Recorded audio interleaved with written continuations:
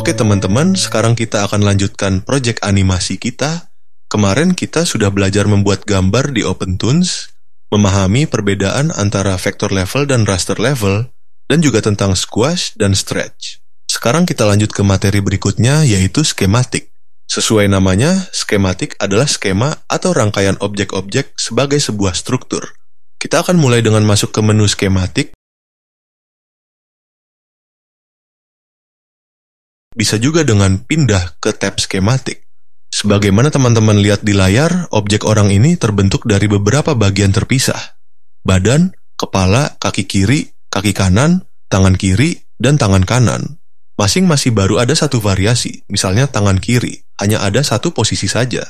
Nah, untuk membuat animasi yang lebih lengkap, maka kita dapat menambahkan variasi tangan mengepal, tangan melambai, menekuk, dan sebagainya, sesuai dengan kebutuhan kita. Metode ini umum digunakan dalam sebuah proyek animasi, bukan hanya di OpenToonz, tapi juga di aplikasi animasi lain seperti di Anime Studio Pro, variasi objek menggunakan submenu seperti ini.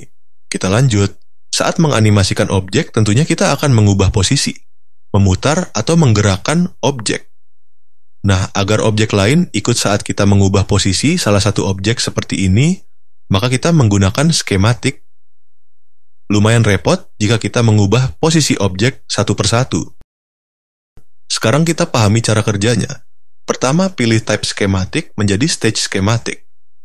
Klik tombol pojok kanan bawah ini untuk mengubah dari FX menjadi stage. Tandanya stage skematik ada kamera. Kalau output berarti masih FX skematik. Untuk bagian ini secara khusus akan kita bahas pada video lain karena ini cukup rumit. Hal yang pertama kita tetapkan adalah parent atau induk objek.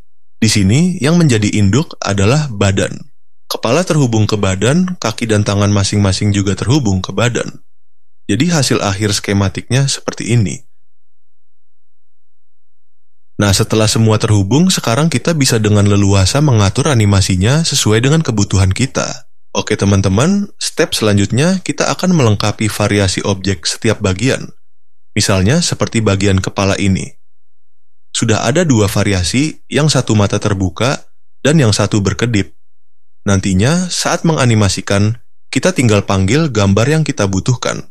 Jadi sambil menunggu tutorial berikutnya, teman-teman bisa siapkan dulu variasi masing-masing bagian tubuh di level strip. Oke teman-teman, sampai di sini dulu Bang Bro pamit dan sampai jumpa pada tutorial selanjutnya.